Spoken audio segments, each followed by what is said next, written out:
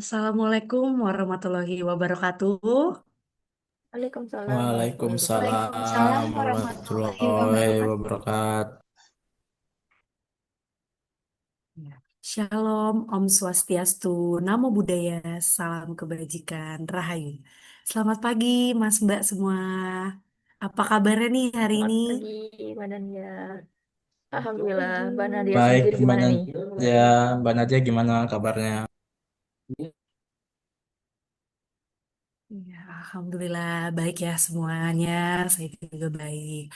Baik, kita mau memulai di podcast kita kali ini, podcast Dialog Kebangsaan. Perkenalkan, saya Nadia, CPNS di Tormas Kemenduk Bangka BKKBN. Nah, kita akan lebih dalam mengenai apa sebenarnya makna dan wujud bela negara di era sekarang ini. Nah, kita mau langsung masuk ya membicarakan mengenai visualisasi kebangsaan yang dimulai dengan 5 nilai dasar bela negara. Dengan pembicara-pembicara kita, nanti yang pertama akan berbicara mengenai cita tanah air, dan juga yang kedua sadar berbangsa dan bernegara dengan Mas Mandala dari Dikpenduk. Kemudian nilai setia pada Pancasila sebagai ideologi negara dengan Mbak Rahel dari Dikpemkon. Lalu rela berkorban untuk bangsa dan negara dengan Mbak Dinisa dari Dikpenduk. Dan nilai yang terakhir kemampuan awal bela negara dengan Mbak Sukma dari Ditkespro. Oke, saya mau undang pembicara yang pertama dengan Mas Mandala. Halo Mas Mandala. Halo Mbak. Iya. Mas Mandala, kita mau ngobrol-ngobrol nih tentang bagaimana sih nilai bela negara, cinta tanah air, implementasinya seperti apa, Mas? Oke, baik. Izinkan aku menjelaskan mengenai cinta tanah air ya. Eh, Terima kasih atas kesempatannya, Mbak Nadia. Apa sih rasa cinta tanah air? Rasa cinta tanah air itu merupakan perasaan bangga dan hormat dan tanggung jawab dari diri kita terhadap bangsa dan negara. Nah, visualisasi kebangsaan hadir dalam menumbuhkan dan memperkuat rasa cinta tanah air kita kepada bangsa dan negara. Nah, di era digital modern seperti sekarang pun, visualisasi kebangsaan dapat kita akses lebih mudah dalam menyampaikan pesan cinta tanah air secara menarik dan mudah dipahami oleh semua lapisan masyarakat. Begitu, Mbak.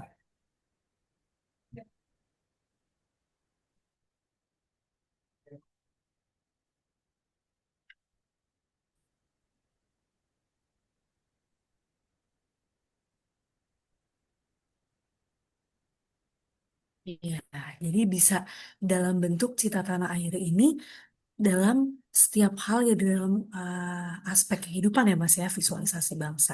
Oke, contoh aksi rasa cinta tanah air ini boleh diceritakan nggak Mas seperti apa sih?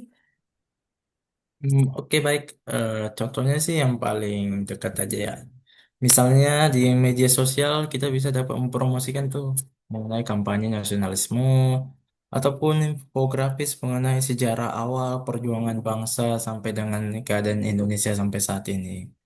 Nah, di lingkungan sekolah pun kita juga dapat tuh melakukan kegiatan pojok buku di setiap sekolah dan bisa melaksanakan kegiatan 17 Agustus di setiap tahunnya agar cara inilah yang nilai-nilai kebangsaan dapat diberikan dan meningkatkan rasa cinta tanah air kita dengan secara modern, unik, dan menyenangkan. Begitu Mbak Nadia.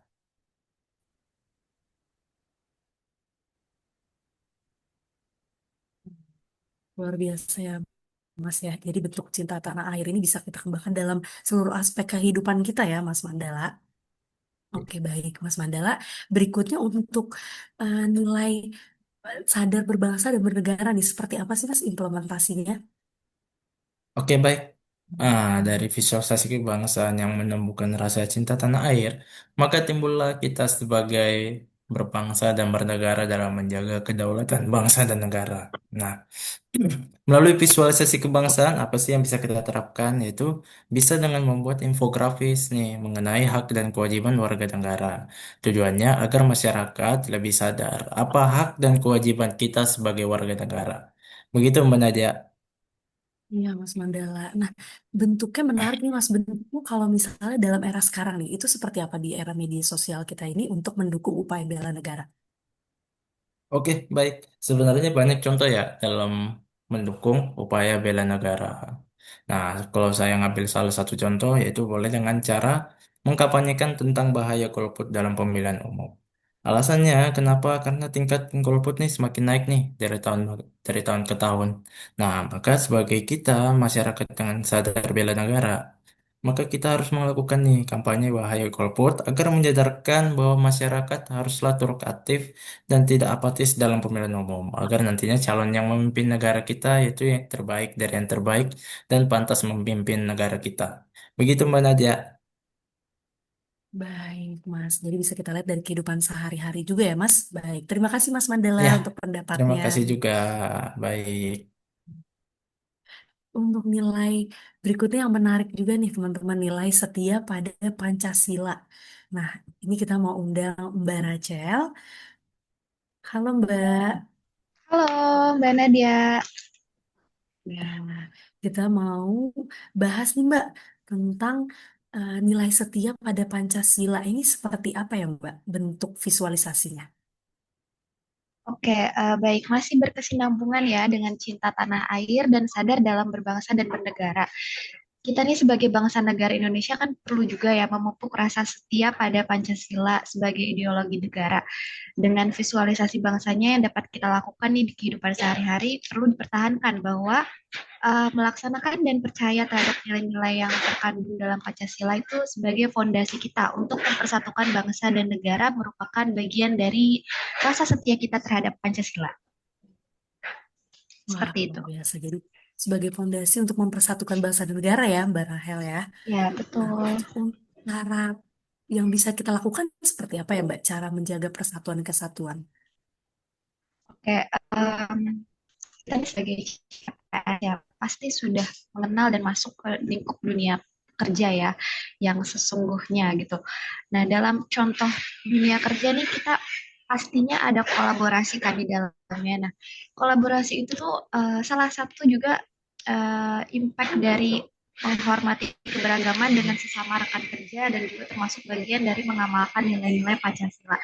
Artinya, di mana kolaborasi ini memupuk kerjasama yang harmonis demi keberhasilan bersama tanpa membeda-bedakan suku, budaya, atau background lainnya. Hal itu akan berdampak negatif apabila kurangnya rasa setia pada Pancasila dan mungkin saja akan terjadi konflik satu sama lain. Dan tentu hal itu tidak sama sekali kita inginkan. Maka dari itu kita sama-sama nih membangun dan mengamalkan nilai-nilai Pancasila dengan konsisten. Baik, jadi bagaimana kita bekerja sama ya Mbak, berkolaborasi ya sebagai CPNS.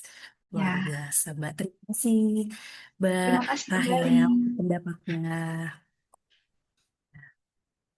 Nah, berikutnya kita mau bahas nilai mengenai nilai rela berkorban untuk negara. Nah, seperti apa nilainya? Kita mau bahas bersama di sini ada Mbak Denisa. Halo Mbak. Halo, Mbak Nadia. Selamat Ya, pagi. bagaimana nih Mbak? Mau ngobrol nih tentang nilai rela berkorban ini seperti apa sih Mbak? Visualisasi dan maknanya. Baik, tadi setelah berbincang tentang visualisasi bangsa dengan menumbuhkan berbagai rasa, setelah itu kita akan membicarakan rela berkorban. Nah, dari adanya rasa cinta, adanya rasa kesadaran akan kehadiran dan juga setia, kita akan mengorbankan segala sesuatu yang kita miliki untuk bangsa dan negara. Kita akan mementingkan kepentingan bangsa dan negara daripada kepentingan pribadi ataupun golongan. Seperti itu, Mbak Nadia. Iya, jadi mementingkan kepentingan negara di atas segala, Ya, segala bukan golongan ya pribadi. Mbak. Oke, Betul. baik.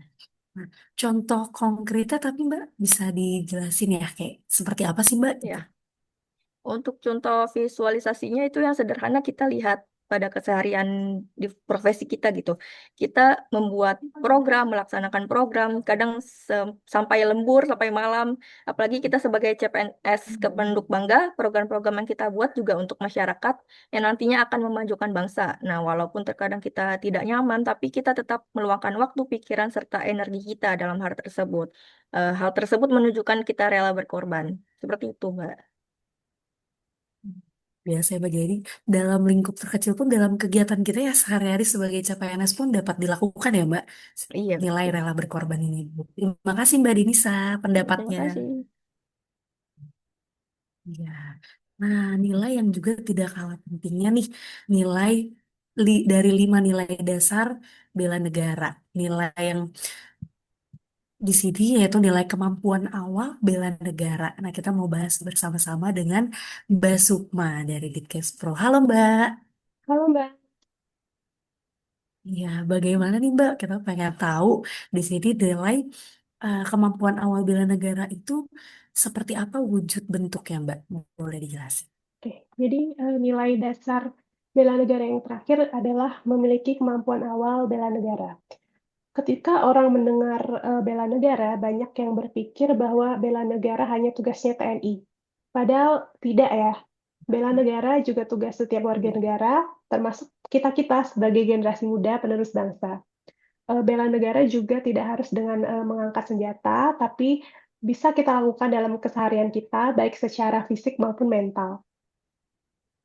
Hmm. Jadi, nilai bela negara ini menjadi tugas wajib dari seluruh warga negara ya Mbak ya. Ya. Nah, bagaimana sih Mbak yang bisa dilakukan nih? Ada tipsnya nggak buat kita generasi muda nih untuk mengimplementasikan semangat bela negara itu? Oke, yang bisa dilakukan generasi muda ya. Pertama, tentunya secara fisik harus memiliki kesehatan yang prima, serta memiliki keterampilan bela negara seperti penanggulangan bencana, kewirausahaan, pemanfaatan teknologi informasi, dan sebagainya. Selain itu, generasi muda juga harus punya kemampuan mental seperti memiliki kecerdasan intelijensi, emosional, dan spiritual, kepercayaan diri, pantang menyerah, dan tentunya berintegritas. Dalam era digital ini, bisa dilakukan dengan tidak menyebarkan hoax di media sosial, membuat visualisasi berupa edukasi yang berwawasan kebangsaan, kampanye online yang positif, dan sebagainya. Ya, baik Mbak. Jadi, contoh visualisasi sangat luas ya Mbak. Terima kasih Mbak Sukma untuk Ya, pendapatnya. sama-sama. Itu tadi teman-teman, Mas dan Mbak semua nilai dari bela negara, 5 nilai yang sepertinya sangat perlu ya kita tanamkan untuk menumbuhkan rasa cinta tanah air kita kepada bangsa.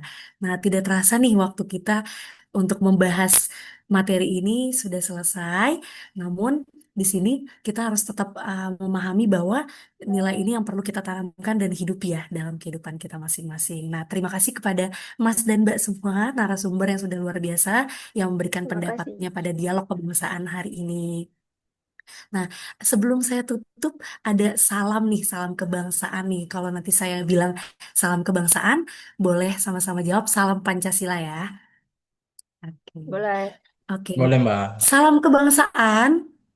Salam Salam Salam Pancasila. Pancasila. Pancasila. Oke, terima kasih Mas Mbak semuanya. Terima Terima kasih kasih. Mari, Mbak Lydia. Mbak. Makasih.